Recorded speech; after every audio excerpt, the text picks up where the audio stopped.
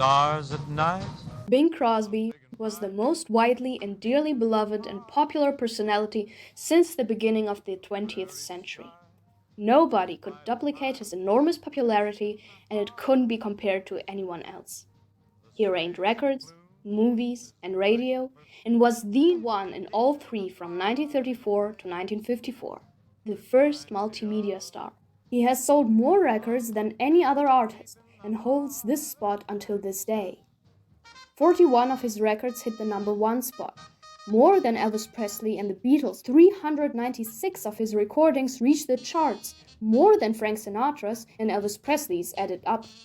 With White Christmas, he holds the record for the biggest selling single of all time. During his peak years, 50 million people, then a third of the US population, tuned into each broadcast of his weekly radio show. When he burst on the prominent music scene in 1931, he became a revolutionary sensation. He was the one who developed and established the techniques of modern microphone singing, and thus has influenced every single pop singer that came after him. Through his recordings and his movies, I became a singer. I copied his style of singing. I tried to copy his acting. In fact, about everything he did, I tried to do. Perry Como copied him, Frank Sinatra copied him, and the rest of them copied him just to get started. Then they developed their own style. But it was Bing that started. Also in the fold are Elvis Presley, Andy Williams, the Beatles, and also lady singers like Judy Garland, Peggy Lee, Dinah Shore, or Ella Fitzgerald. Crosby's legacy literally has made the kind of singing and the kind of music that we have today possible. In 1926, the midst of a terribly racist period in American history, he befriended Louis Armstrong. They were both influenced by each other's work. While Louis expanded his repertoire with ballads and pop songs, Bing was the first white singer to bring real jazz singing into his performances. Hence, Bing's musical innovations had a central influence on the development of popular music, on other artists, and, notably, on the popularization of real jazz that was initially performed only by black people. Bing is also considered to have been the one who had done the most for GI morale during the Second World War. During the war years and after, Bing literally personified the USA and the American spirit, and was the most beloved personality among American soldiers. His persona of that easygoing, casual, informal, warm, humorous, and well-balanced guy, and his presence throughout decades, gave the nation a sense of stability. But he was not simply a huge national phenomenon. He was incredibly well-known and loved throughout the entire world, not only North and South America, but also in Europe, Australia, Asia. Beyond that, Bing played a central role in the development and establishment of magnetic tape. He persevered in a battle against the networks on making pre-recorded radio programs the norm, thus practically single-handedly turning radio into an almost entirely pre-recorded medium and revolutionizing the recording industry. Bing Crosby's incredibly huge impact on the industry, culture, and the public cannot be compared to any other personality of the 20th century. How, would you ask, could someone so beloved and of such importance ever fade from the public's consciousness? And yet, today the memory of Bing Crosby has been largely reduced to his Christmas legacy. Once in a year, White Christmas continues to hit the charts. The duet with David Bowie comes up. Holiday Inn and White Christmas on television. Outside of the US, maybe some reports telling about Bing Crosby the Christmas crooner. Or there are people, when they hear the name Bing Crosby, they think, a terrible person, a child abuser who beat his kids, an adulterer, the guy who made his wife an alcoholic and drove her to death. After Crosby's death in 1977, which was greatly mourned all over the world, a handful of people used their claws for the task of tarnishing his perfect reputation. Not only make people realize that Bing Crosby, like every human being, wasn't perfect and had his flaws, but to really destroy everything he ever stood for. As it turns out, they have been quite successful.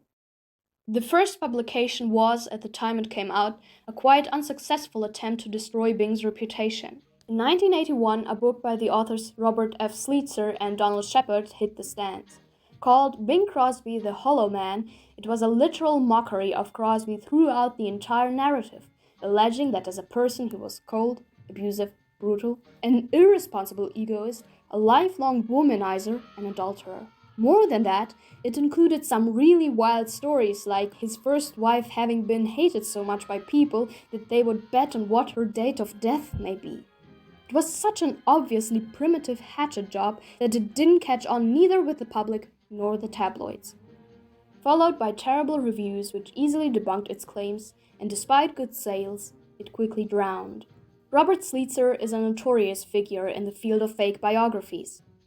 He also wrote a book about Marilyn Monroe in which he not only has dreamed up several stories about her alleged relationships with John F. Kennedy and Robert F. Kennedy, but also claimed that he had secretly been married to her. He also claimed to have had a casual relationship with Bing Crosby. Sleetzer and Shepard conducted some interviews, including interviews with people who hardly even knew Crosby. Yet an incredible amount of quotes is a product of pure fantasy. Outrageous words were put in the mouths of people to whom Sleetzer and Shepard never spoke, words that haven't been recorded anywhere. Carol, the radio writer who worked with Bing on his radio show for 10 years, declined to give an interview understanding what kind of book the two men intended to produce. After it landed on the market, Carol was appalled. He wrote in his review, "They have included information and quoted extensively from my book, None of Your Business, now in paperback as My Life With. The quote didn't bother me since they were hardly pejorative except for the one which implied that I had cooperated on the book, saying Bing was doping the horses with a scratch sheet in his hand, Carol told us. That's the Inquirer way. I never spoke to them about Bing or anyone else." They also put an elliptical twist on some of the material they found in my book by saying that when Bing left the Kraft Music Hall radio show, he dropped me. He didn't. I remained member of J. Walter Thompson Company. Every statement in The Hollow Man is bent in a way so it can serve the purpose of preaching what a bad person Bing Crosby was. This fake biography doesn't contain any kind of serious sourcing. No footnotes. It contains a preposterous number of phrases beginning with, "It's our guess that," as one person who was quite close to him but wished to remain anonymous said. Several of Dixie's friends told us. One person who lived in Beverly Hills told us. By the way, that little anecdote alleged that Crosby used to bring women to his neighbor's house to swim with them there, which is absolutely ridiculous. And we learned from a most reliable person affiliated with the Crosby organization. They tried to name innocent photos of Bing surrounded by actually models displaying furs and gowns while at a Parisian racetrack during his solo trip to France in 1950 as proof of his so-called numerous extramarital affairs. These photos weren't even published in the book. Sleetzer and Shepard alleged that Crosby had sexual relationships with about all his female co-stars. Yet most of his leading ladies have complained that Bing didn't want to socialize with them away from the movie cameras. Ingrid Bergman, for example, wrote in her memoirs, "I didn't get to know Bing Crosby at all. He was very polite and nice and couldn't have been more pleasant. But he was always surrounded by a little group of 3 or 4 men chattering away and protecting him from everybody else. I asked who they were, and I was told they were his gag men." And Joan Fontaine expressed her disappointment in hers. Bing Crosby, whom I'd met only once before, was the leading man in The Emperor Waltz. Though he was pleasant to work with, I felt I scarcely knew him when the picture was finished. The results look like it. While those with whom Bing became good friends observed his shyness. When we were performing and making a picture, he just couldn't bear to do the love scenes. I think he was shy in a strange way. And he would put off the kissing scenes to the very last day. And even when we'd make still pictures, he really didn't like to take any kissing. And I don't remember any still that I ever made where we were in an embrace. And I think it was difficult for him to be close to a woman. I think his best friends were his men friends, his golf, and he loved to be off with the boys, but he was very shy of ladies. Nobody ever thought of Bing being shy, but he was. And if I were to give him a compliment and I say, well, we used to do this as a joke on the set, and I said, you did that real good, boss. And even that would kind of, he'd wink and he'd kind of walk away. There were some people who knew Crosby casually but barely had contact with him who made claims about his so-called philandering. For example, Walter Scarfe, a film musician who saw Bing only on the movie set, expressed his opinion that Bing played around because he seemed like the type. Still, he conceded that he himself never observed anything happen and never even heard from anyone about anything of this sort.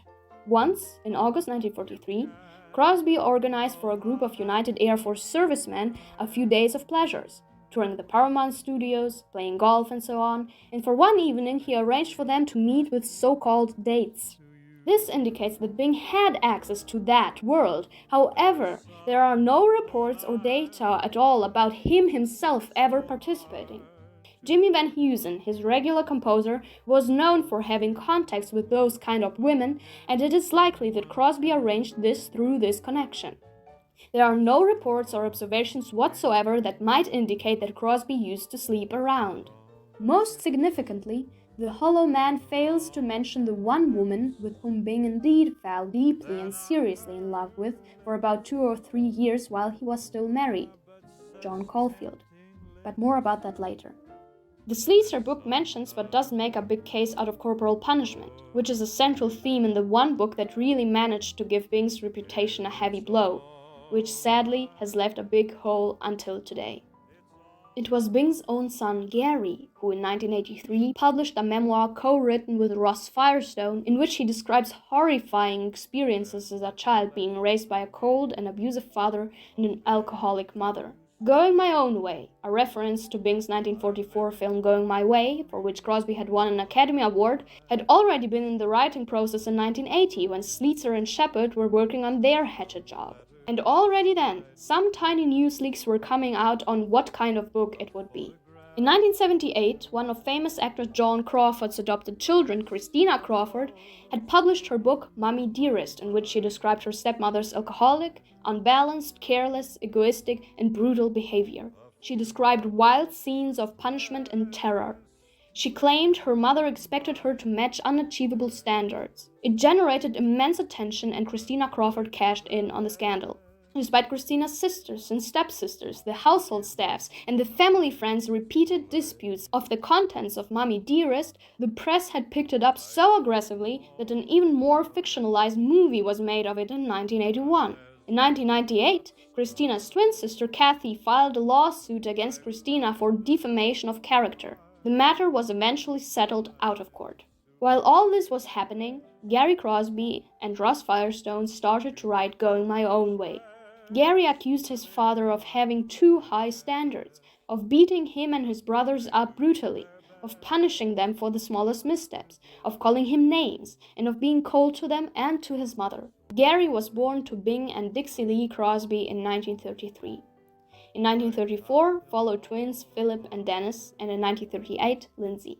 Their famous father was born on May 3, 1903 in Tacoma, Washington, into a very religious family with overall 7 children, 2 girls and 5 boys. Raised in Spokane, he attended Jesuit high school and then a Jesuit college. His mother, Catherine Harrigan, was a strict Catholic and raised Bing and his siblings with a raised hand. Rules were strict and corporal punishment were plentiful. One of her children, Bing's brother Ted, confessed later in life that he thought that nobody of her children truly loved her, while Bing's sense of fear of her had developed into an extraordinary respect. Reading about your parents today, they sound terrific. Which of them had the most influence on you? Do you think? Oh, my mother had goals and aims for everybody, and she was the law. She laid down the law. She was a disciplinarian. That's right. My mother was such a wonderful woman, and she did so many good things and so much good work, and she wanted success and happiness for me, so maybe the Lord, to make her happy, had good things happen to me. In his adult life, he used to mimic her in certain ways. Bing's younger brother Bob said, "Bing was a disciplinarian. My mother and father were like that. We were brought up that way." In the 1930s and 40s, when Bing's and Dixie's 4 boys were growing up, The ideal of good parenting was largely influenced by pediatrician Luther Emmett Holt and behavioral psychologist John B. Watson. In a highly successful book that was first published in 1894, Holt cautioned parents and advised them to avoid kissing infants because he felt it heightened the risk of transferring diseases. In his 1928 bestseller, Psychological Care of Infant and Child, John B. Watson connected too much kissing, hugging, and display of love with the outcome of a spoiled and in later life so-called invalid individual who hadn't been properly prepared at home for the tough world. He explicitly advised to treat children like young adults.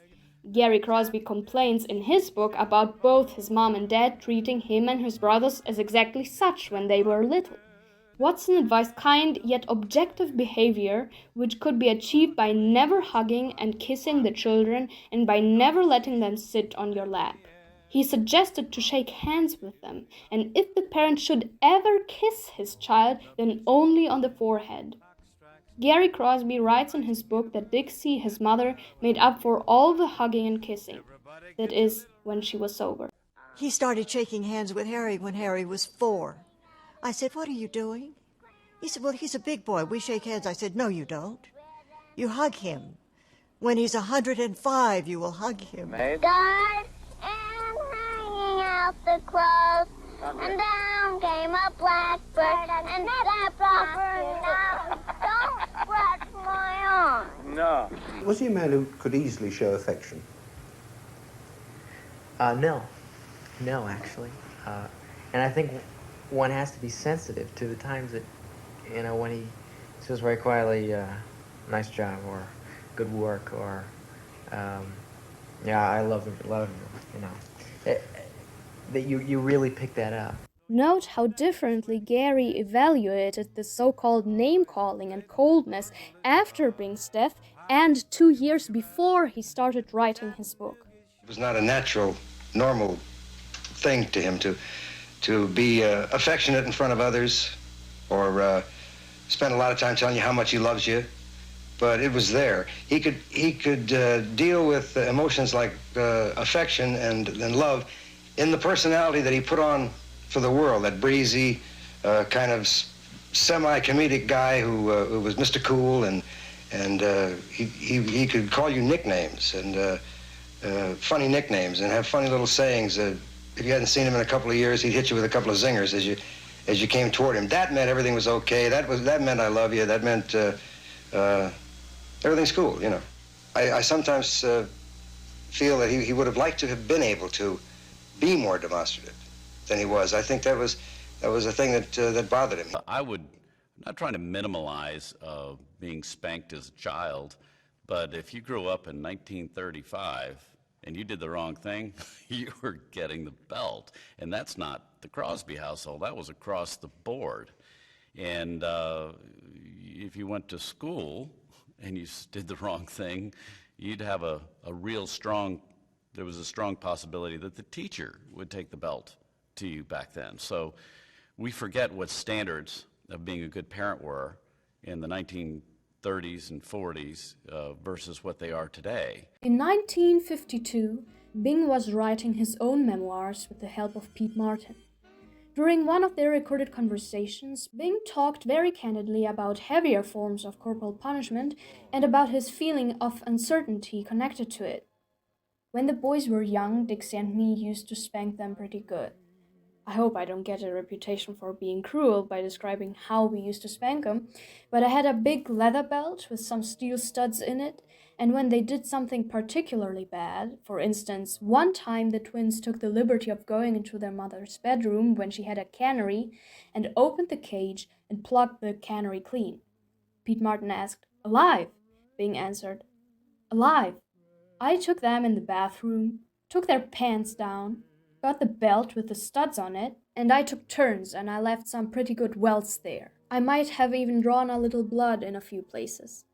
Sounds pretty cruel, I know, but I don't think I ever did it more than 4 or 5 times in their entire lives, because they certainly remember that. I did it to Gary, and I did it to Linny least of all. Once or twice was all he needed it. All I had to do was just start for the belt, and they were full of penitence.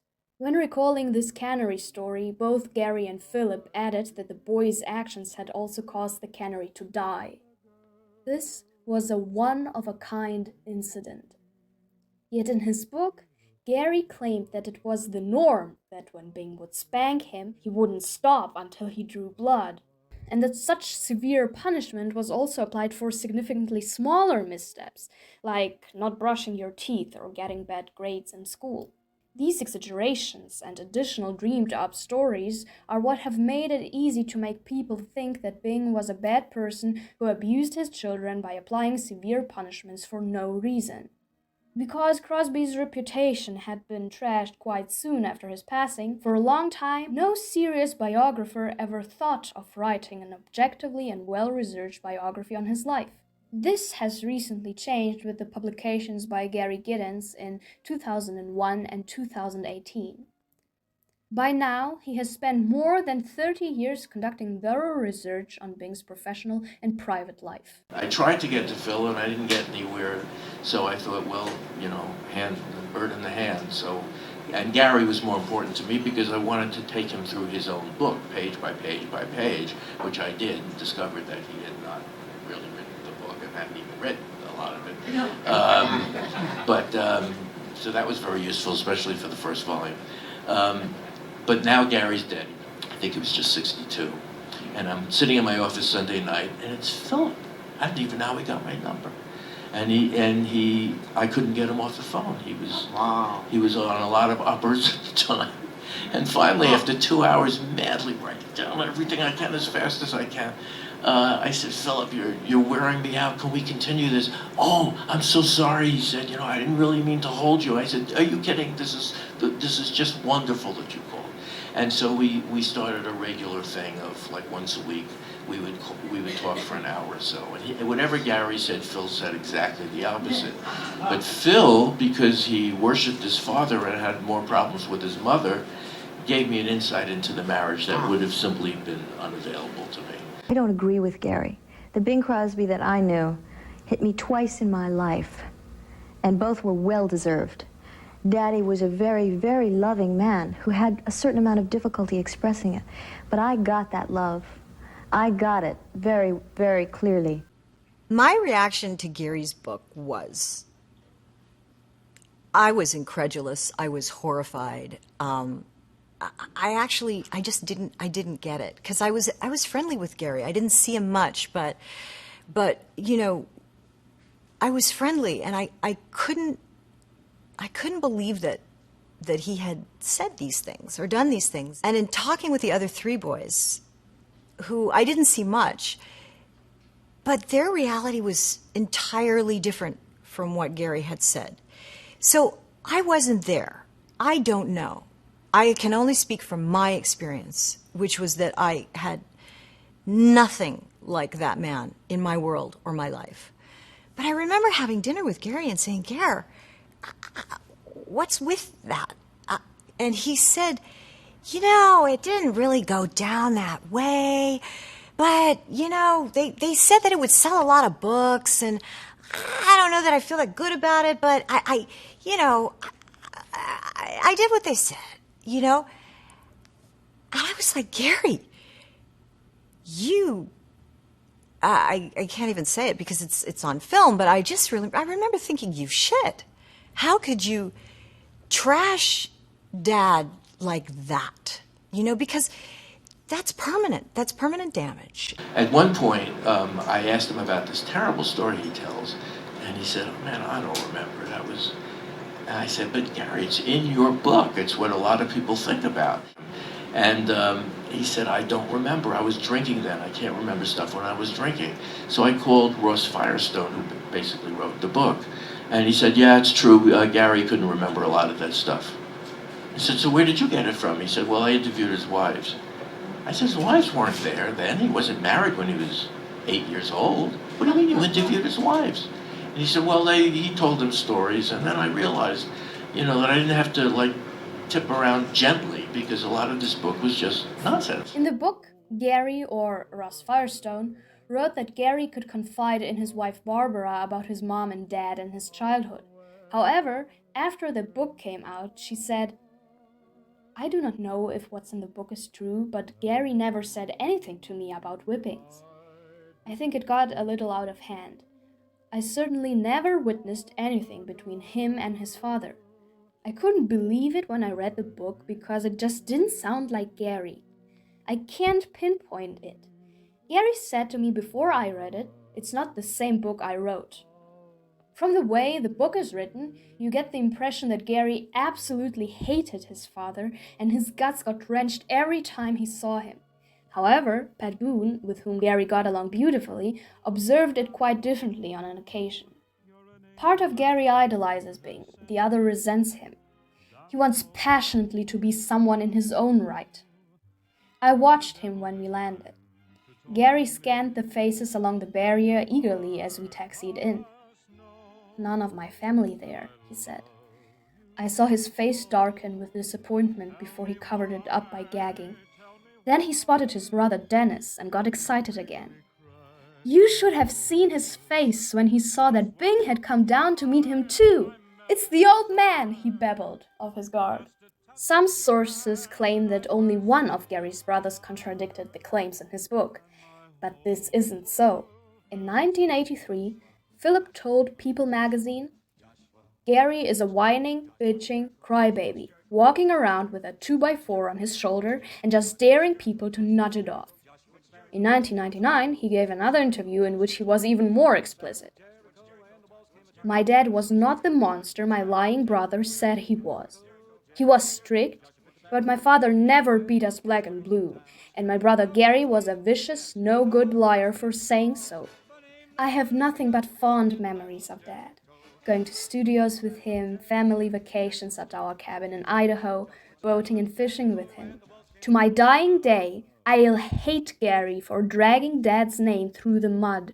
He wrote Going My Own Way out of greed. He wanted to make money and knew that humiliating our father by blackening his name was the only way he could do it. He knew it would generate a lot of publicity. It was the only way he could get his ugly, no-talent face on television and in the newspapers. My dad was my hero. I loved him very much. He loved all of us too, including Gary. He was a great father." A guy asked me that the other day at one of my grandson's football games. "What kind of guy was your dad?" I said, "I think we got a guy here who might have read Gary's book." And sure enough, he had. I said, "Believe me, just the opposite. You couldn't ask for a better father.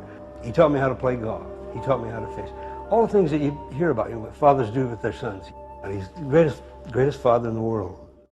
Dennis also distanced himself by saying, "I had a good childhood. It was strict, but I didn't see any of that violent beatings around me. Gary might have had it tougher because he was the oldest and got the brunt of everything. The book is Gary's business. If people want to read it and believe it, it's their own prerogative. I don't hold grudges. I think Gary is fine except he has one heck of a temper. If he could control that, he would be fine." Won't you play some simple melody like my mother sang to me? One with a good old-fashioned harmony. There are further inconsistencies in the book. Going My Own Way is filled with quotes of Bing swearing in front of his children when they were small, which goes against his principles. Gary claimed in his book and in a 1983 interview that when he was 17 years old, Jimmy Van Heusen, Buddy Cole, and some other pals of his dad's visited the house, and while sitting together with Gary in the room, the men forgot that Gary was there and that one of them told a story of how Bing had once been caught with a lady of the evening. It is unlikely that such a group would be sitting around like that at the Crosby house without Bing's presence in the late 1940s, as he rarely ever invited his musician friends to his house after 1943. It is also extremely improbable that they would forget that Bing's son, Gary, a minor, whom they knew personally, was in the room with them, especially because this is not the only time in the book when Gary claims that somebody forgot he was there and said something he was not supposed to hear. There was another story where it is said that not long before Gary's high school graduation, Bing allegedly was angry that he wanted to go out and just started in on him with a walking stick, upon which Gary defended himself, assuming a boxing position and crying out loud using a lot of foul language that he would kill his father if he touched him again. If this really happened, imagine Bing soon after that giving Gary a car as a graduation present, which he did. A white 51 Mercury. In Going My Own Way, there are complaints that after Gary left college, money was the last thing Gary could expect to receive from his dad. Yet he doesn't mention a single time that when he turned 21, he picked up the money from his trust fund that Bing had set up for him back in the early 1940s. Gary received $220,000. Today, this equals $2.5 million. In Gary's book, the most frequent kind of beginning of phrases telling bad stories are "to my" or "our" way of thinking, which implies that the way Gary saw things earlier actually didn't match the reality.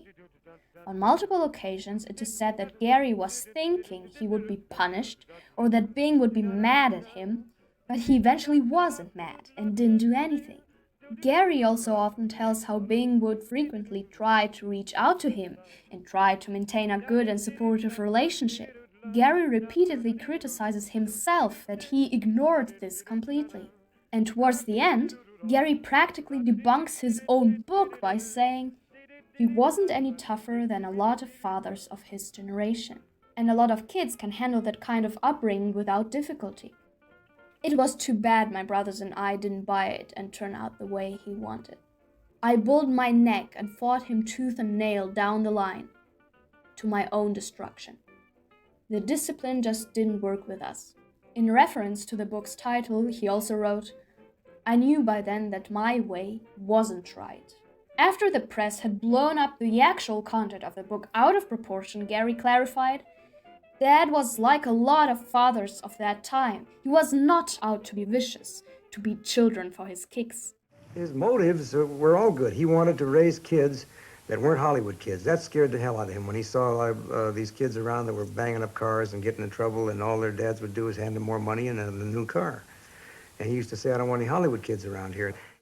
The fourth of the boys, Linny, also defended his father, but also recognized that Gary's book was primarily a self-critique, in which almost all of the negative things about their father were actually redeemed in the book itself. He was a good father. It was a happy childhood. We had our differences, but we were raised to respect our parents, to do what they said. If we didn't, we got punished.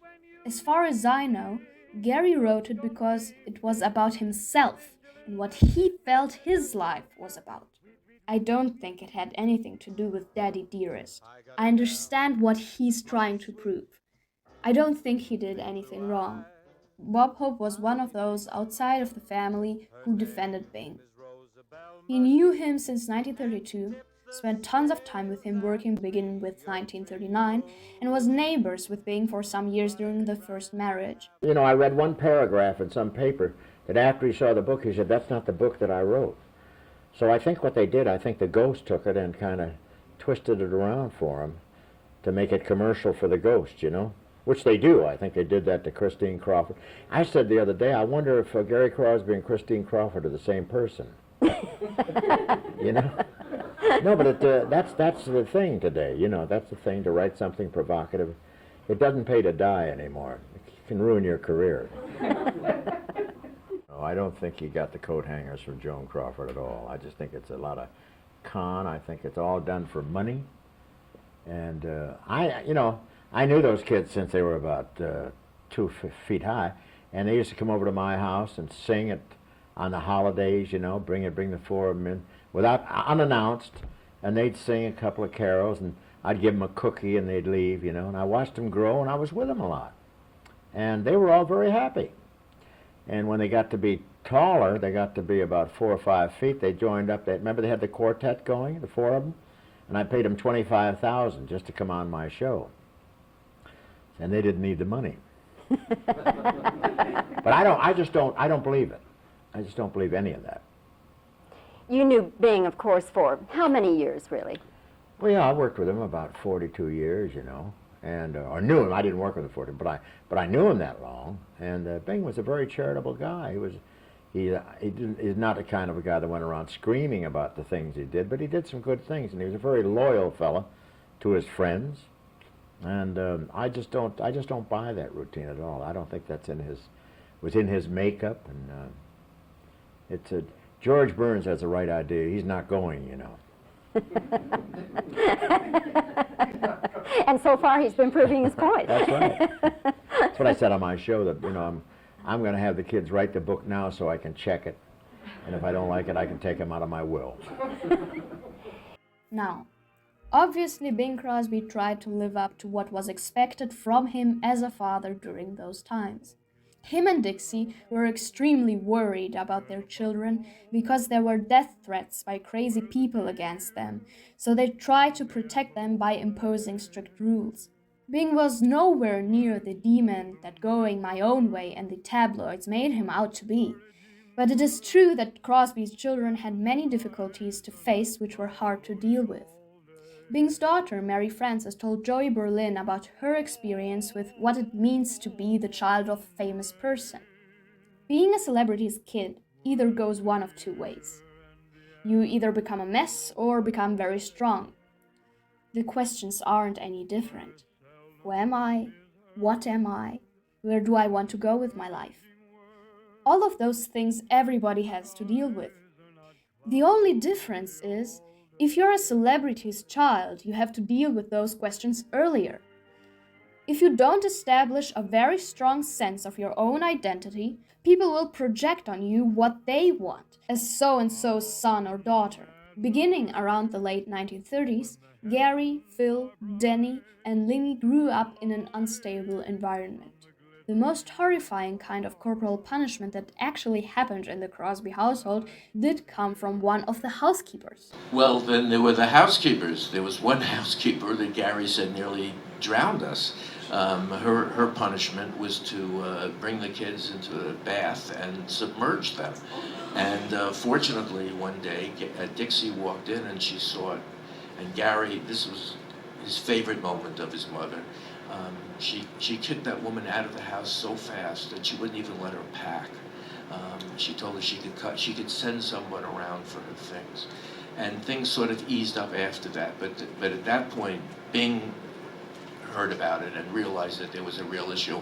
Gary Crosby also described his struggles to deal with the bullying he received in school from the other kids because he was Bing Crosby's son. My mother had done a job on me and my brothers, actually, for the first few years of our lives, making sure that we knew that we were somebody named Bing Crosby's son, and some people might think that was something special, but we weren't any different than anybody else. And we were going to get treated the same as everybody else, which kind of shocked us, because we'd get in school, and on recess, guys would be kicking the hell out of us, and we couldn't figure out why. But we always noticed that from the ground, with dirt in our mouths, we'd hear, "Think you're smart because you're Crosby's son, huh?"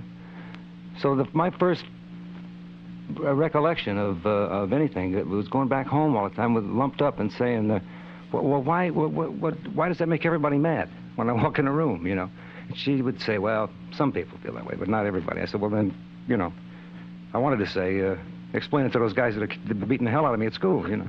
Nathaniel, Bing's youngest son from the second family, had similar experiences, but apparently they didn't scar him in the way it did scar Gary. My goodness, I was not happy in the Christmas shows. I was trying very hard not to be animated or to smile or to show any enthusiasm or spirit, because I was a known jock at school, so I would get razzed in the worst way. 50 people singing White Christmas to me when I'd get off the bus, you know, from a balcony the day after the Christmas shows. I was, you know, avoiding fist fights. You know, the week after the Christmas shows were always a little strenuous. So I was trying to keep my jock image at school, which, you know, jury's still out on whether I succeeded or not. Minute Maid orange juice commercial every year, and Dad had some iconic phrases like "there's no doubt about it," and Minute Maid, it's the best there is. So every year I'd go to school and "there's no doubt about it," or it's the best there is, would be, I would be heckled daily, grades 1 through 12. So, Bing's wife, Dixie, was an actress and singer, and she continued to work after her 1930 wedding with Bing well into the mid-30s. But her terrible stage fright, the long hours of waiting for her husband to return from all his work and having governesses and maids free her from many of the chores connected to looking after the children, gradually prompted Dixie into drinking. While in 1938 excesses were still rare, by late 1940 she apparently had developed a heavy dependency. Bing sought doctors and psychologists' help and tried to cure his wife throughout the years they lived together. At times, Dixie got better. At times, her situation worsened. She could turn on the kids for no particular reason when she was drunk, and once, upon returning home, Bing caught her doing that, stopped her gently, calmed her down, and took care that the boys were all right. Because of The Hollow Man, the other book, some people still think that Bing drove Dixie into drinking. This is not true. Even Gary vehemently disputed this multiple times. I would never in any way, shape, or form say that my father made my mother an alcoholic. That can't be done. Bing and Dixie worried about their children's well-being and tried to hide Dixie's problem from them. The marriage started to deteriorate. In fact, Bing, the devout Catholic in the family, Dixie wasn't very religious, seriously contemplated divorce twice. Bing rarely ever shared his intimate thoughts, but this 1946 letter of Bing's to former classmate and longtime friend Father Frank Corkery will probably help you understand the difficult situation everybody was in. I'm glad you took appointments to meet my wife and children, even if the visit had its unpleasant aspects. She was once a wonderful girl and basically is still a highly moral person. Unfortunately, this appetite is a little too strong for her and has produced a split personality. The history of her case, of course, would take much more time than I would care to devote to it in a letter, and when you return in April, as you indicate you intend, I can supply the dreary details. I have no definite plans. This kind of situation defeats planning. All I really know is that it's impossible for me to do the amount of work my responsibilities require me to do, and abide this kind of a life at home. I saw Cardinal Spellman in New York, and he told me the most important thing was to put her in a sanitarium at once, that the children should not be daily witnesses to what generally transpires. But she would have to be placed there by force, and being a very proud person, I'm sure would not long survive such a move. Or if she survived, past experience hardly provides hope that she would be cured. Since returning home, I've taken one step. I have told her that unless she improves, I shall have to arrange a legal separation, and her partial custody of the children will depend on her ability to take care of them properly. This has frightened her some, and some improvement can be noted. I don't start a picture for about a month and am thus able to spend a great deal of time at home, which is a good thing, even if sometimes unpleasant. It's constantly amazing to me what a tough time these Crosby boys, meaning Bing and his brothers, have with their wives. I guess our mother, by her example, led us to expect too much. I know I spoiled Dixie for the first 8 years of our marriage. She had too much leisure, too much money, and lacked the background or experience to handle it. In the middle of this mess, when Bing was torn between spending as much time as he could at home with his children and escaping the constant troubles and stress that had been going on for a considerable number of years, he found consolation. In 1945, he started going out regularly with actress Joan Caulfield, with whom he had fallen in love. To be able to spend more time with Joan, Crosby arranged for her to be his leading lady in 2 movies. It is highly doubtful that the two ever crossed the line. At each of their meetings, a third person was present, usually Joan's mother or her sister Betty. Joan's family was also Catholic, and though they embraced the fact that the two were in love, their meetings took place under control. Betty's account of their relationship appears to be truthful, as it fits perfectly together with Crosby's letter, as well as with the diary entries of two New Yorker sisters who used to stalk Bing for 2 months during one of the periods when Bing was meeting Joan and her family regularly. At the time, Bing's relationship with Dixie was in such a bad shape, and in Joan, a clean-cut young woman, he found peace. He even seriously considered to marry Caulfield after his then intended divorce from Dixie. It was a heart-wrenching time, and Bing sought advice from priests and his mother. Of course, she wouldn't allow him to take such a step. It wasn't possible because of his faith. Cardinal Spellman also made Bing aware of the responsibilities he had and what he stood for the public. At the very least, ever since he had played Father O'Malley in 2 then exceptionally popular movies. "You are Father O'Malley, and Father O'Malley doesn't get a divorce," he said. Bing also came to the conclusion that despite the troubles, Dixie and the children needed him. He eventually broke off the relationship with Joan Caulfield, and Dixie forgave him. As already shown in this segment debunking the Hollow Man book, Bing was not a womanizer, and there is no reason to believe that he had flings as a married man. There was only one occasion when he had made the mistake of being unfaithful to his wife, and that was not because it was some fling, but because he had really fallen in love. Bing and Dixie experienced some more hard times because of her alcohol dependency, but peace eventually followed around 1950.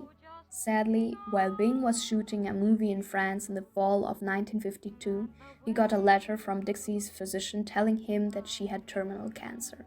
Until today, a myth from the Hollow Man book in connection with Dixie's untimely death persists. People keep spreading around that Bing left for France knowing that Dixie would die soon and just didn't care to be with her.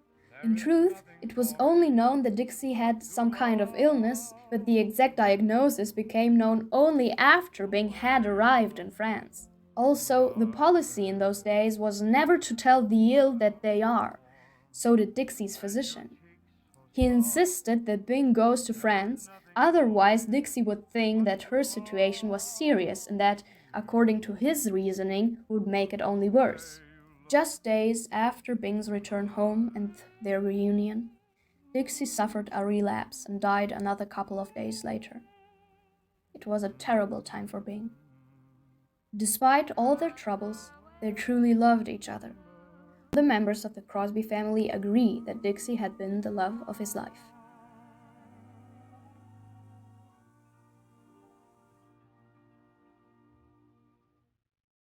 For Gary, Phil, Danny, and Linny, the loss of their mother was also terrible. Contrary to the way Gary, or Ross Firestone, described his mother's last days, Linny had a tremendous appreciation for the way his father helped the boys overcome this difficult time. After Bing had publicly criticized his parenting, Linny reacted. "When Dad takes himself to task for failing us, I can't go along with him at all. He's given us too much. The way I see it, the best performance he ever gave didn't win him an Academy Award. It was the months he kept the act going and held our family together when Mom was dying. Dad carried the weight of knowing this all alone. We didn't know anything about it until right at the last. He never let Mom know he knew, and Mom never let Dad know she was on. And I'll never forget how they used to kid back and forth all the time. And when our father says he couldn't ever find the right words to say to us, I'll never forget how gently he broke this to us, steadying our world the best way he could to keep half of it from crumbling apart. Not telling us all at once even then, but just gently preparing us for the day Mom died." At the time, Gary was 19, Phil and Danny were 18, and Lindsay 14. When they were all grown up and out there by themselves, they started getting into trouble. At one time or another, they all used to drink heavily. Gary became an alcoholic. Gary also became dependent on prescription drugs. He describes his experiences connected with that in his book. All four married, but sadly, the first marriages of all but Gary's folded very quickly. Lindsay apparently suffered from bipolar disorder and Bing arranged for him to receive psychological care. You see, what hurt Bing was he wanted them to finish college, and not one of them finished college. And I think that kind of hurt him. In 1959, Bing Crosby finally went public with a topic which to him was something very private, which didn't belong into public life. It certainly wasn't easy for him, and he was very candid about it. Joe Hyams of the San Francisco Chronicle interviewed him on his first 4 boys' upbringing.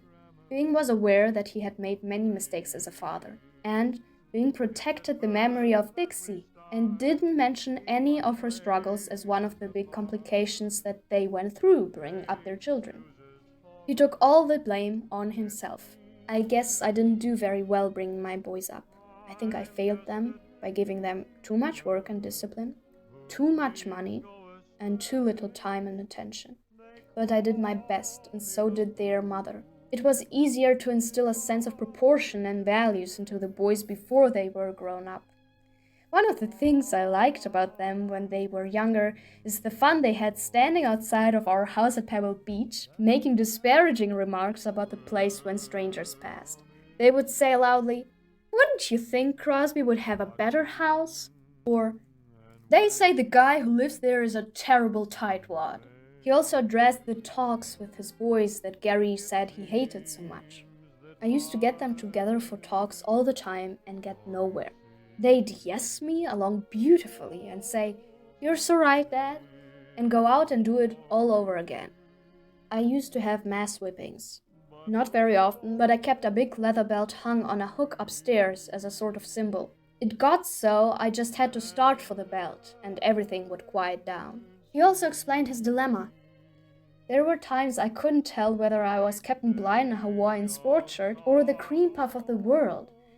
Dixie used to tell me I was too lax, that I wasn't strict enough, that I forgot our boys' transgressions too soon. She used to reproach me with, "You punish them, and then 10 minutes later you're taking them to a movie. That's bad. You should let the memory of their punishment linger so they'll remember it." Maybe she was right. But I cut a few capers and raised plenty of cane myself when I was young, and it made me feel like a heel to be bawling them out all the time, and the endless pleading, the coaxing and arguing grew tiresome. I've had so many heart-to-heart talks with Gary. I'm embarrassed when I say, "Sit down, Gary, I want to have a few words with you." I think maybe I did too much talking while they did too little. It seems that maybe we got out of the habit of communicating. You've got to get kids started talking to you and keep them at it. I never had much success talking with mine. I should have never given Gary a car as a high school graduation present. Gary had 8 years of grade school with the sisters and 4 years of high school with the Jesuit fathers. A considerable amount of restraint is part of both these educational systems. They go in for supervised study at night, no freedom except Saturdays and Sundays, and then only until 10 p.m. There is little wonder that when Gary reached Stanford, where they expect students to be self-reliant and face up to responsibilities, he fell apart with an automobile at his beck and call. Bing confessed, "George Rosenberg, Rosie. That's Bing's agent and close friend. Rosie handles them. He seems to take them more to heart than I do, and it seems that I'm the last one they come to when they have problems. Rosie is a big-hearted fellow, and he thinks all boys are basically good. The thing is, it burns me up when they won't listen to me. I'm one of the greatest listeners of all time. Way back in my career, I listened to anybody who had brains, and most of the time they were right. But you have to pick the people you listen to. I know I could help the boys if they'd listen to me. I could make it much easier for them. But 10 minutes after they leave me, they fall in with somebody else who undoes everything I've done." Bing admitted to have been away a lot.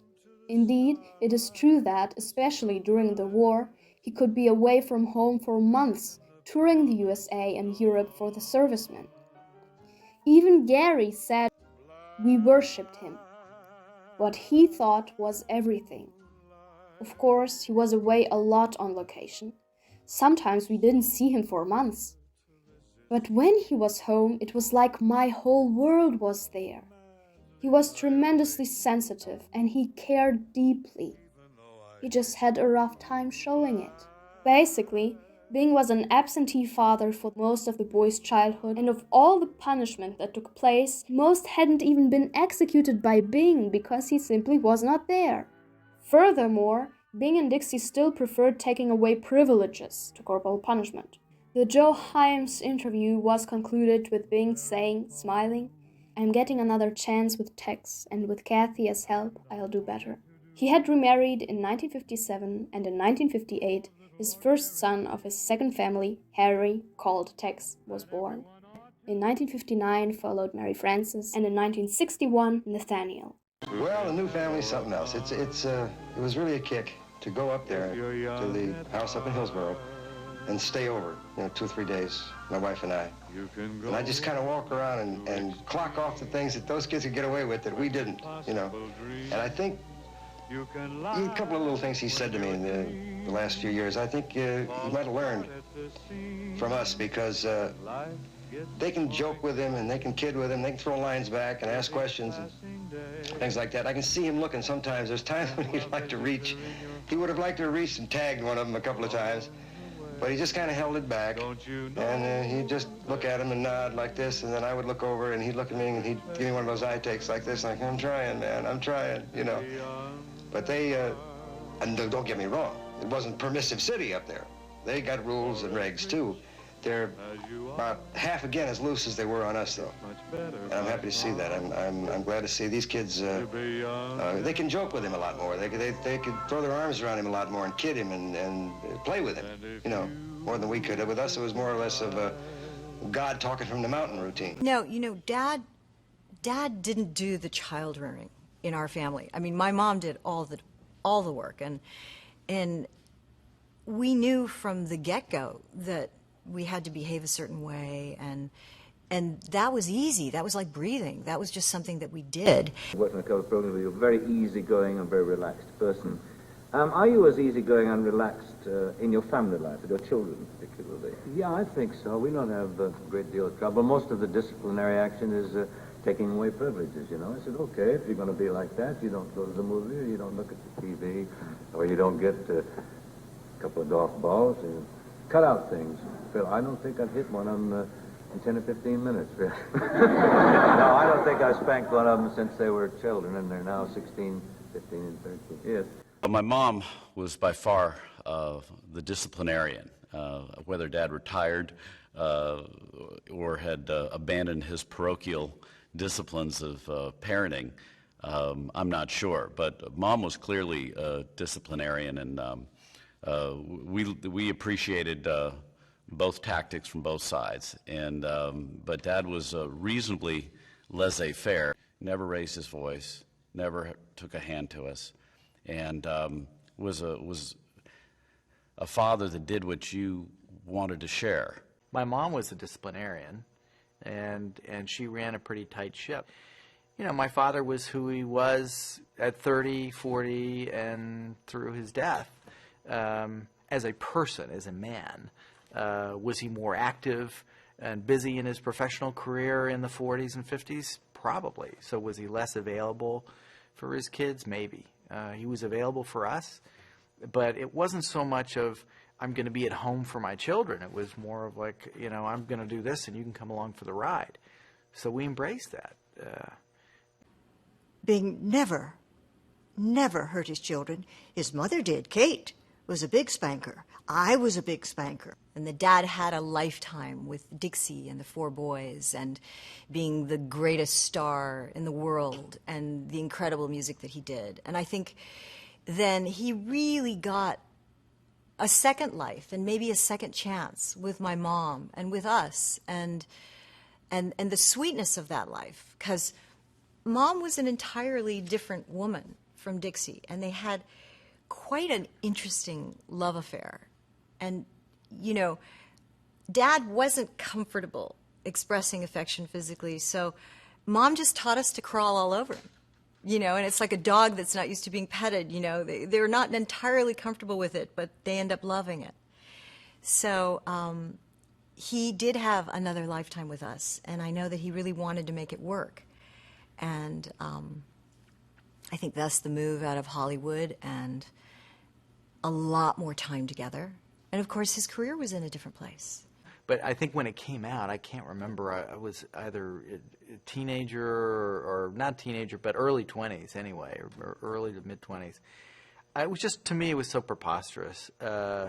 And first of all, I didn't believe any of it was true because I had 20 years, 19 years of a life with the same man. I didn't get it. It wasn't that, I was horrified by it. I just didn't understand why he would come out or feel that he needed to come out with something such poor taste and probably just full of inaccuracies. So, I wasn't there. I frankly didn't have a close relationship with Gary. I didn't know him that well. He's got a son who's a nice guy, lives a normal life, based in Los Angeles, and the other siblings I didn't really know. I do believe that there was probably some jealousy or some envy that might have gone on as they were approaching their mid-20s or 30s, and maybe a level, and I'm saying not just Gary, but just the whole group, that there was maybe a level of expectation that the world was their oyster and things should open up for them, and they were supposed to get whatever they're supposed to get. The important thing about my dad was he was terrific as a father. He was great one-on-one. With me, we shared our sports together, our love for the Pittsburgh Pirates. He organized, being a 25% owner of the Pittsburgh Pirates for, I believe, about 40-plus years.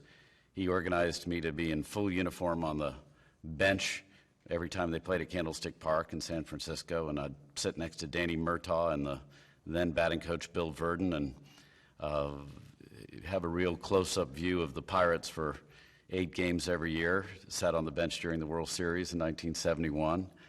But we'd go to the games together, and Dad and I had season tickets to the 49er games, just the two of us.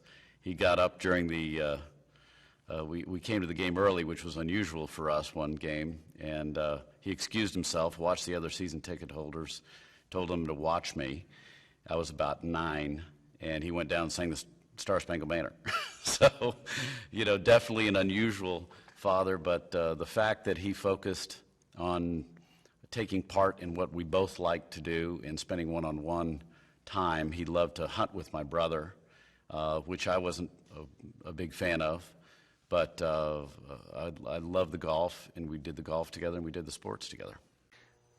Dad worked hard, and I think Dad was supportive, and these 4 boys, and I call them 4 boys, they were 30 years my senior, were enormously exposed to tons of different things. Whether it was Hollywood, different actors and artists and musicians. They went to Elko, which is a wonderful ranch in the middle of Nevada, and had a ton of outdoor experience and hunting and fishing. So they had a lot of those things. And frankly, I think we were exposed to a different chapter, but it was the same kind of environment. That had a ranch in Rising River, which is now owned by Clint Eastwood. Great place, beautiful place. And that's where we had our summers and learned to ride. And we worked on the ranch and helped with raising cattle and got a chance to hunt and fish with Dad. So it was, I'm less sympathetic. So the book was not something that I wanted to even engage in a debate. I think the 4 half-brothers had a ton of opportunities when you think about, Gary performing with Louis Armstrong in the USO tours. I would have loved to have done that. You got to show up for work, and Gary didn't, and I think Gary had a hard time in Los Angeles, and I think it was mostly through excesses.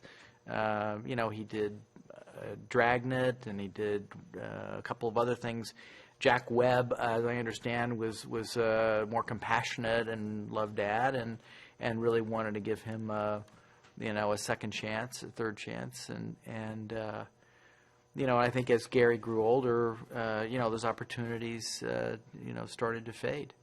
But as I understand that, the boys were talented. Two of them, Dad suggests were very good singers.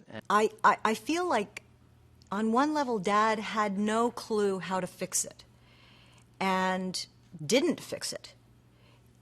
And I think he felt always that he had failed them. The publisher said, well, there won't be anything bad about you. I said, but there are bad things about Dixie.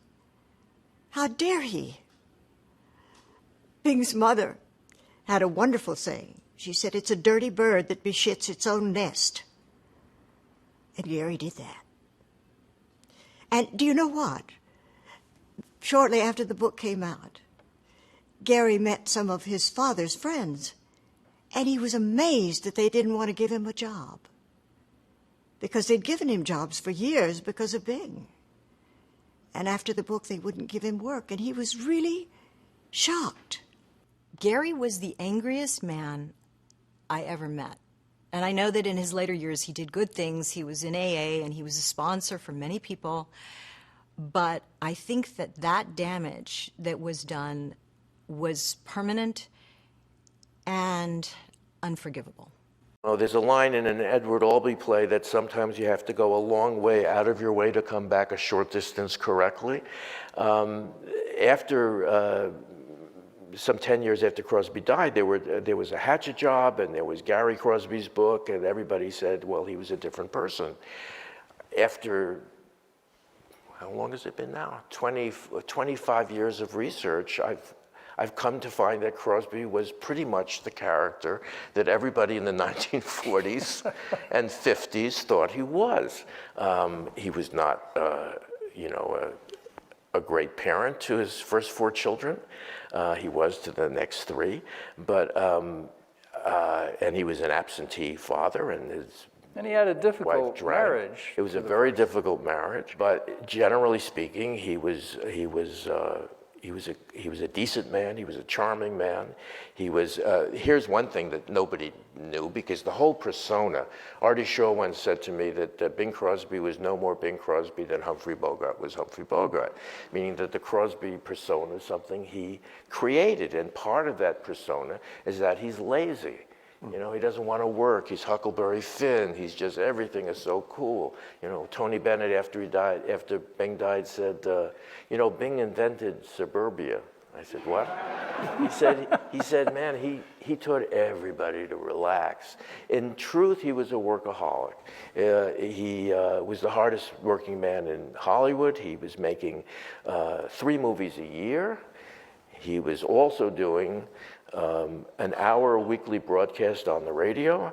He was making between 30 and 60 recordings every year.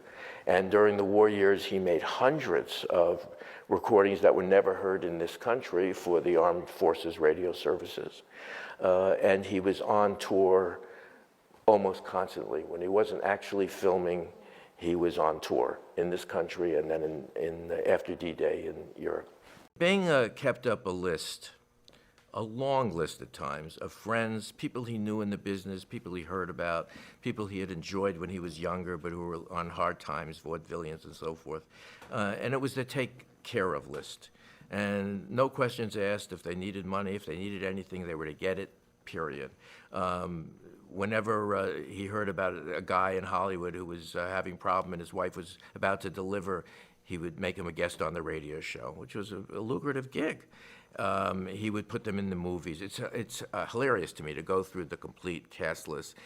There's always half a dozen people there that you can't believe. The guy in the elevator was a star during the silent era. One time he said, call this guy up, he needs something. And so they're doing the film, and he doesn't see him, and he says to the director, what's the matter, you couldn't get him? And he said, well, I thought we don't have enough extras here? I'm not gonna call him. And Bing said, then I'm not going on the set until he arrives. and he didn't.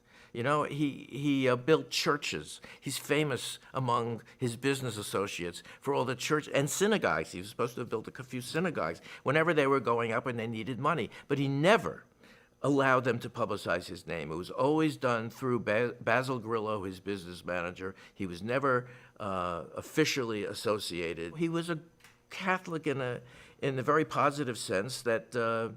And an Irish Catholic in the sense that, you know, one of the things his mother taught him is that you keep your head down so that nobody can lop it off. And he did. I mean, for the most famous man in the world, he kept his head down when it came to charity. Never talked about it.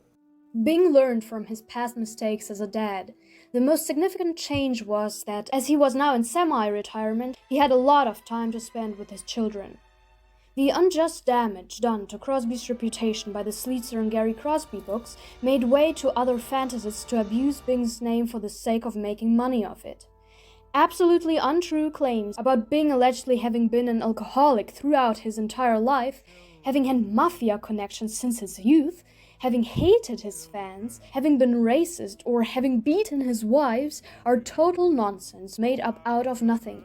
Very early in his career, the years between 1926 and 1930, Bing indeed was a heavy drinker as he spent much time in the company of such famed drinkers in the Paul Whiteman Orchestra like Big Spiderbeck. But in March 1931, 6 months into their marriage, Dixie helped Bing to get out of consuming so much alcohol, and after that point, his career took off immediately and he never ever let his now casual drinking get out of hand. Even Gary used to say that Bing was the only person in the family he never saw in a drunk state. The mafia story was fabricated in 1999, claiming Bing's FBI files were the source. However, if you really read through all of Bing's FBI files, which had been published years before, you'll find nothing in them except for the threatening letters that Bing received from people who wanted to get his money, some random newspaper clippings, and some personal correspondence with FBI head J. Edgar Hoover. It is difficult to trace back the thing with Bing hating his fans to one source. There are biographies about Bob Hope that make this claim about Bing. Anyway, this is totally untrue. In fact, Bing had immense appreciation and love for his fans. He recognized that they were who had put him on top, and he was tremendously grateful for it. He answered fan letters, which were not simple picture or autograph requests, personally. He used to spend hours a day dictating or typing letters to his fans. In many cases, correspondence evolved that lasted decades, and Bing got to invite or to visit certain fans. Many contacts developed into friendships. It's extremely rare, very, very rare. In fact, if it was 2 or 3 times in any given year that we'd have a dinner party that, you know, close friends would be invited. And yet, the amusing thing to me, and more amazing than amusing, was the inordinate lengths he would go to entertain fans in his home, especially if he knew that they'd come great distances. They'd always write in advance and say, we're coming, we live in Australia, we're going to be in San Francisco on this date or that date. Even if it meant altering a luncheon date or calling him from the golf course, he'd say, I've got to see these people. The allegations of racism mostly stem from the fact that Crosby performed a few scenes in blackface in 3 films, notably in Holiday Inn from 1942. This is a separate topic in itself, as in the 1930s and 40s, blackface had not necessarily been used for mockery of black people. It was more of a show business tradition, which was equally enjoyed by black people and was initially one of the very few possibilities of cultural exchange in the then segregated society. Certain people even used blackface to make a, for the time, politically progressive statement. In Holiday Inn, for example, the Abraham number was intended by songwriter Irving Berlin to be in blackface because he wanted to emphasize that one of the reasons Americans celebrate Abraham Lincoln was that he contributed to abolishing slavery and setting the black people free. This complicated topic is worthy of being looked into deeper. As you see, while today this is unacceptable, having performed in blackface in the 1930s and 40s didn't automatically make you a racist, and Bing certainly wasn't. He repeatedly defended black people and other ethnic minorities against discrimination. As mentioned early in the video, he insisted, for example, on Louis Armstrong getting top billing in a movie. He was frequently noted for treating all people the same way and not noting things like people's skin color or sexuality when conversing with them. Mexican-American actor Anthony Quinn, who became friends with Bing in 1936, marveled at Bing's way with ethnic minorities. Bing was one of the most amazing people in the world because he had worked with so many minorities. And minorities were having a lot of trouble in those days, my gosh. And Bing understood. He understood what I must have been going through, and he was most helpful to me. His whole attitude. I always loved him because of the way he treated people. There was a shoeshine man at the entrance to the Paramount Gate named Oscar. And Bing was one of his favorites because Bing came in and, he could talk the talk, and he was wonderful at it. And Oscar and he would laugh, but there was nothing about Bing that was patronizing. He had worked with Louis Armstrong and all the great musicians of the time and was used to being with blacks and Mexicans and all kinds of minorities. So he was actually wonderful to work with and made you at ease, put me at ease. The lies about wife-beating have been vehemently disputed by Bing's second wife, as well as Gary, who insisted that even during difficult times, he didn't observe any confrontations between his parents, not even them raising their voices, and said that this kind of thing was never in his father's repertoire. The most atrocious abuse of the Crosby name is connected to the tragic deaths of Bing's sons Dennis and Lindsay Crosby in 1989 and 1991. 12 years after his beloved father's passing, Lindsay, who at the time was struggling with depression and alcoholism, shot himself after learning that his mother's trust fund tied to high-performing oil stocks from which he had been receiving several $1,000s per month folded following the 1980s oil glut. And 14 years after his dad's passing, Lindsay's older brother Dennis, who had been distraught by Lindy's death and by his own recent terrible divorce, also decided to leave his life behind. These tragic deaths revived the old stories from the books by Sleater and Gary, and people started saying that the cause of their suicides were that they hated their father and that Bing Crosby's brutality had ruined them. Lindsay was 51 and Dennis 56. As shown earlier in this video, they both loved their father. There is a highly complex background that explains why 2 of Bing Crosby's 7 children decided to end their lives. They had grown up in an unstable environment and under high pressure and expectations from different directions. Their dad was an absentee father and couldn't be there for them a lot of the time. They had to deal with the fact that their mom had an alcohol problem. They lost her when they were teenagers.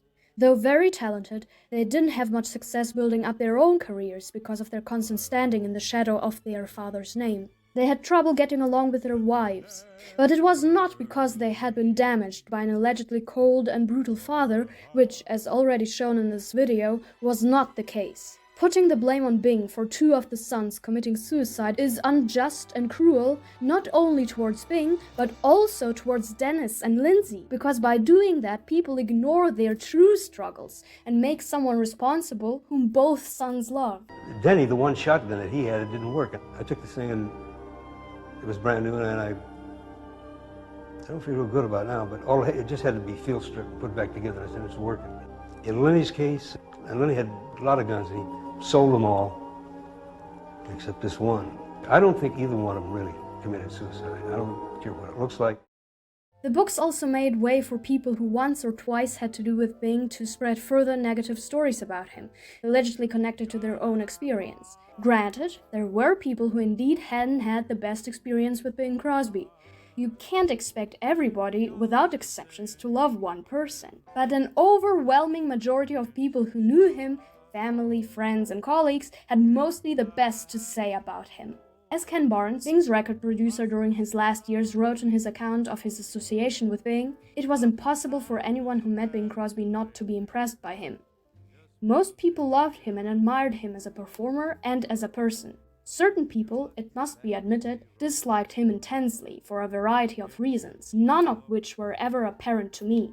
Certainly, he had a tendency to be enigmatic, but he was never boorish or unkind to anyone. Also, I can honestly say that I have never seen a star who was more considerate to his fans than Bing was. But there is another person whose memory has been damaged badly along the way, Dixie. Her drinking problems, which Bing had more or less managed to keep secret from the world to protect her, have been exposed in the most ugly ways.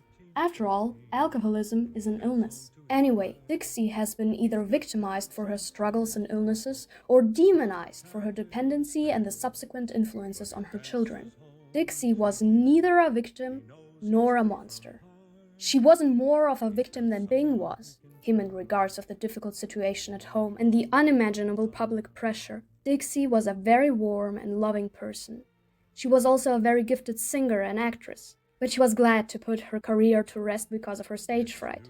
Yes, she had many problems, and as Bing put it in his 1946 letter, the alcohol had created a split personality. She had her weaknesses, which had far-reaching consequences, but regardless, she was a strong and wonderful woman. Shortly after her passing from cancer, Bing wrote in his memoirs, "In the years that lie ahead, I'm going to sorely miss her love, her steadfast and constructive support. She was the most completely honest person I've ever known, and as the last events of her life demonstrated, one of the most courageous. 2 weeks before her death, she took daily transfusions to build up her strength so she could come to the station and meet the train that brought me home. And she was there, just as she'd always been, beautifully dressed, gay and smiling. I don't ever want anything more in life than the memory of all she did for me." Dixie was also said to have had a great sense of humor. During their many good times together, Bing and Dixie used to be constantly teasing each other. For example, Bing would call her by her real name, Wilma, and Dixie would call Bing something like the bumptious baritone or the romantic singer of songs you love to hear. For the sake of the memory of Bing, Dixie, their children, Bing's family, and his important legacy, all the lies generated by people who were and still are out for money need to be stopped.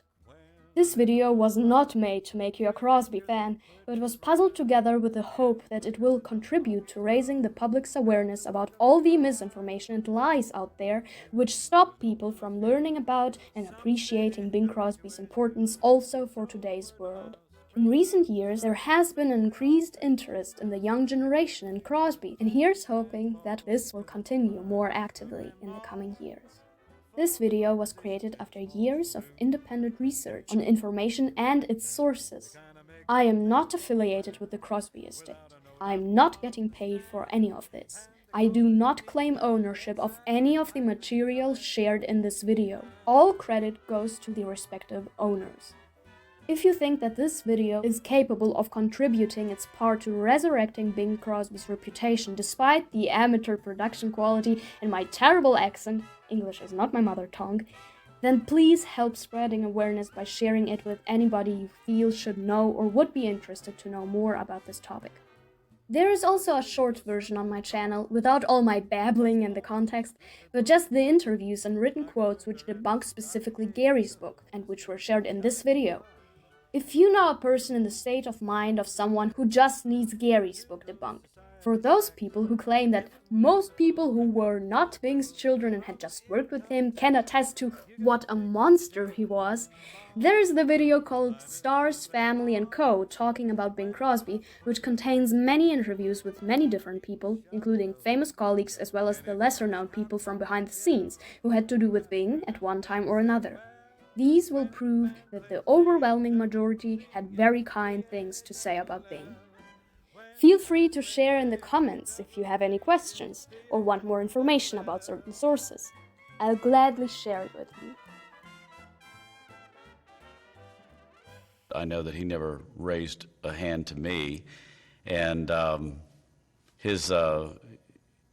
think his good deeds have been recognized, and that's the forefront of how people remember him, and obviously his fan base should and needs to be extended to the younger generations because he has so much content. I mean, he has 50 years of musical content, and I think that the quality of the content will be and should be discovered by the subsequent generations, and that's what people remember him for, is his contributions and the content itself.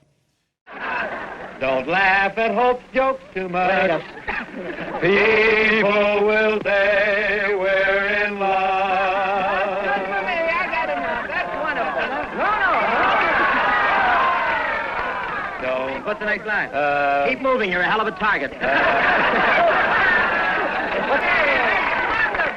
Don't dance all night with me till the stars fade from above. They'll say it's all right with me